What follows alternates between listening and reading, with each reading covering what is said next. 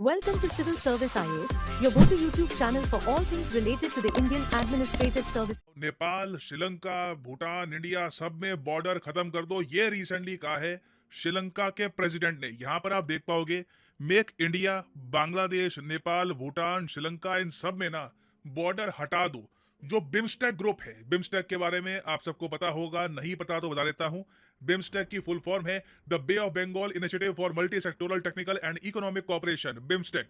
इसके आपको total 7 member countries दिखेंगे। यहाँ पे आप देख पाएंगे बांग्लादेश, भूटान, इंडिया, म्यांमार, नेपाल, श्रीलंका और थाईलैंड।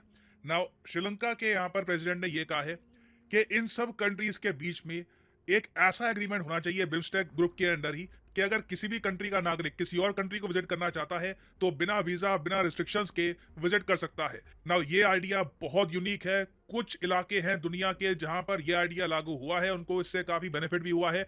तो डिस्कस करेंगे कि क्या ये इंडिया के केस में प्रैक्टिकल है, और अगर ये होता है तो रीजन पर इसका क्या impact. As always, but before we begin, आगे बढ़ने से पहले आपसे एक क्वेश्चन पूछूंगा। क्वेश्चन ये है कि बिम्स्टेक जिसके बारे में मैंने बात करी है, बिम्स्टेक ग्रुप किस साल में एस्टैब्लिश हुआ था? ये है यहाँ पे आपकी ऑप्शन 2010, 2014, 1997 या फिर 1971। कमेंट सेक्शन में करिए उत्तर, सही आंसर आपको मिलेगा वीडियो के एंड में। ओके, श्रीलंका के प्रेसिडेंट का जो आइडिया है, श्रीलंका के प्रेसिडेंट विक्रम सिंघे का जो आइडिया है कि बिम्स्टेक एरिया को बॉर्डरलेस बना दो, मतलब कि for example let's say Sri Lanka में कोई नौजवान लड़का है, वो चाहता है कि मैं ना इंडियन सब कॉन्टिनेंट को एक्सप्लोर करूं, तो वो बिना वीजा के इंडिया में एंट्री कर सकता है, नेपाल जा सकता है, बांग्लादेश जा सकता है, आगे म्यांमार, थाईलैंड जा सकता है, उसे कहीं भी वीजा की आवश्यकता नहीं होगी। ये आइडिया है एक ओपन बॉर्डर एरिया का। ना अभी के लिए वैसे अगर हम बात करें इंडियन पर्सपेक्टिव से, तो बिम्स्टेक में से सिर्फ 2 देश ही हैं जो इंडियंस को वीजा फ्री एंट्री देते हैं। एक तो भूटान और दूसरा नेपाल। बाकी सब जो बिम्स्टेक कंट्रीज हैं, चाहे श्रीलंका हो, म्यांमार हो, थाईलैंड हो या बांग्लादेश हो, यहाँ पे एंट्री के लिए इंडियंस को वीजा चाहिए। और बाकी कंट्रीज का भी सेम केस ही आपको मिलेगा, चाहे आप बांग्लादेश के नागरिक हो या फिर नेपाल के नागरिक हो, आपको वीजा चाहिए होगा बाकी कंट्रीज में एंट्री के लिए। तो विक्रम सिंघे इसलिए यहाँ पर सजेस्ट कर रहे हैं कि एक ओपन बॉर्डर एरिया होना चाहिए ना। ओपन बॉर्डर एक बहुत ही यूनिक कॉन्सेप्ट है, पुराना कॉन्सेप्ट है, कई इलाके हैं दुनिया के वहां पर इसको लागू भी किया गया है। फॉर एग्जांपल, अगर हम जेन्युइनली बात करें ना ओपन बॉर्डर और इसके फायदों की, तो नंबर 1 एग्जांपल सामने आता है यूरोप।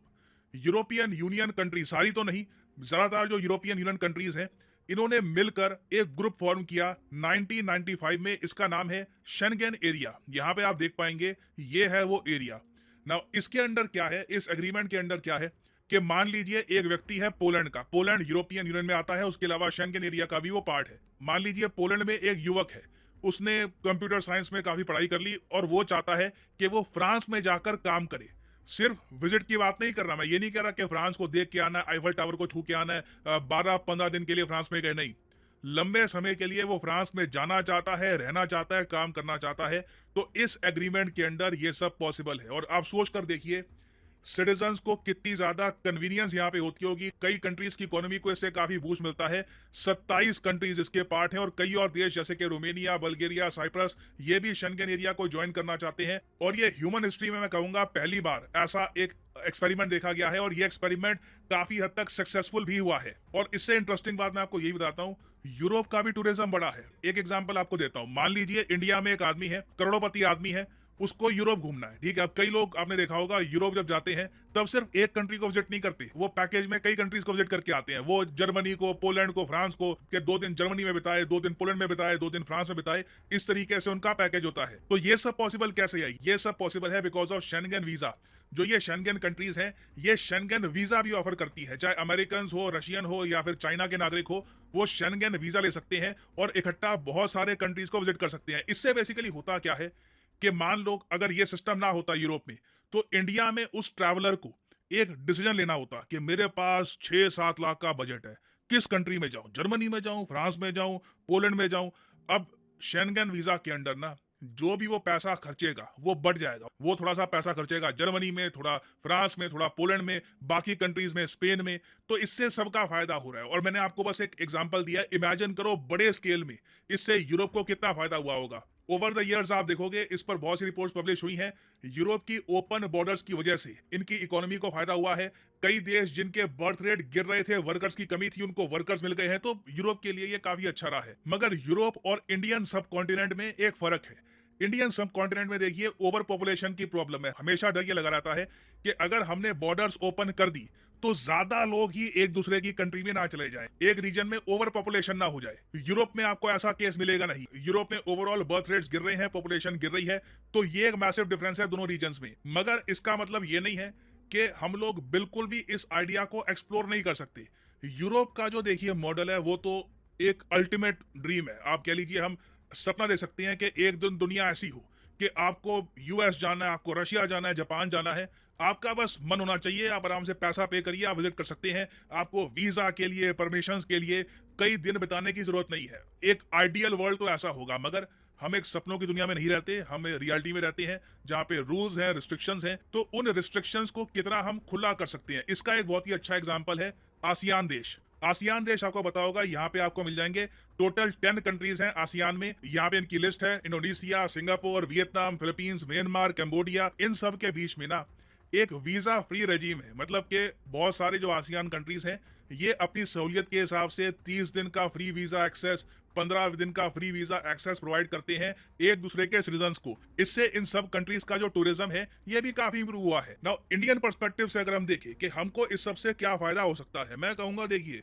फायदा हो सकता है अगर हम इसे प्रॉपरली करें। पहली बात तो यूरोप वाला सिस्टम तो हम बिल्कुल अपना नहीं सकते कि जी आप बिल्कुल आओ रहो, जब मर्जी जाना है जाओ। वो मॉडल अभी हम यहाँ पे अप्लाई नहीं कर पाएंगे। हाँ, हम ये कर सकते हैं जो आसियान कर रहा है कि वीजा की आवश्यकता ना हो। ऐसा सिस्टम हम लागू कर सकते हैं कि कोई 15 दिन तक या 20 दिन तक कोई श्रीलंका का नागरिक, बांग्लादेश का नागरिक इंडिया में ट्रैवल कर सकता है। और इसका देखिए मेन फायदा मैं आपको बताता हूँ क्या होगा। अब इमेजिन करके देखो कि जर्मनी में एक आदमी है, उसको इंडियन सब कॉन्टिनेंट बुद्धिज्म में बड़ा इंटरेस्ट है। उसका बड़ा मन करता है कि मैं इंडिया में जो बुद्धिस्ट साइट्स हैं वो देख कर आऊं, श्रीलंका में, नेपाल में, उसके अलावा इवन थाईलैंड, म्यांमार में वो बुद्धिज्म से रिलेटेड एक्सप्लोरेशन करना चाहता है। तो आप इमेजिन करके देखिए ये सब कंट्रीज जो है ये एक ज्वाइंट वीजा पैकेज दे दे, ठीक है। इस आदमी को ये कहे कि आप एक वीजा लीजिए, उस एक वीजा से ना आप इंडिया, इंडिया से बांग्लादेश, बांग्लादेश से म्यांमार, फिर यहाँ पे थाईलैंड और बाकी कंट्रीज में जा सकते हो। तो कितना ज्यादा अट्रैक्टिव हो जाएगा इस आदमी के लिए इंडियन सब कॉन्टिनेंट और आसियान के कुछ पार्ट को एक्सप्लोर करना। इससे सब कंट्रीज का टूरिज्म बढ़ेगा।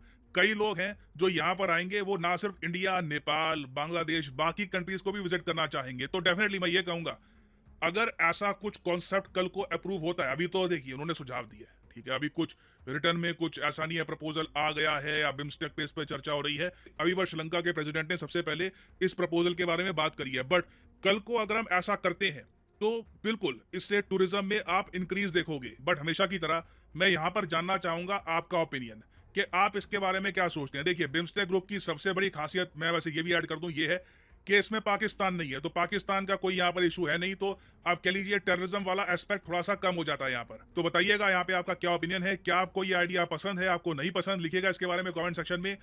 अगर आपकी कमेंट बहुत अच्छी हुई मैं कोशिश करूंगा उसको पिन भी कर दूं ताकि बाकी लोग उस कमेंट को देख पाए ना। वापस आते हैं अपने क्वेश्चन की तरफ कि बिम्स्टेक किस साल में एस्टैब्लिश हुआ था। तो सही उत्तर यहाँ पे है 1997 में बिम्स्टेक को एस्टैब्लिश किया गया था। दुनिया की 22% पॉपुलेशन आपको मिलेगी बिम्स्टेक में। बहुत ही इंपॉर्टेंट ग्रुप है, याद रखिए। By subscribing to our channel, you'll gain access to a wealth of engaging videos that aim to educate and inspire.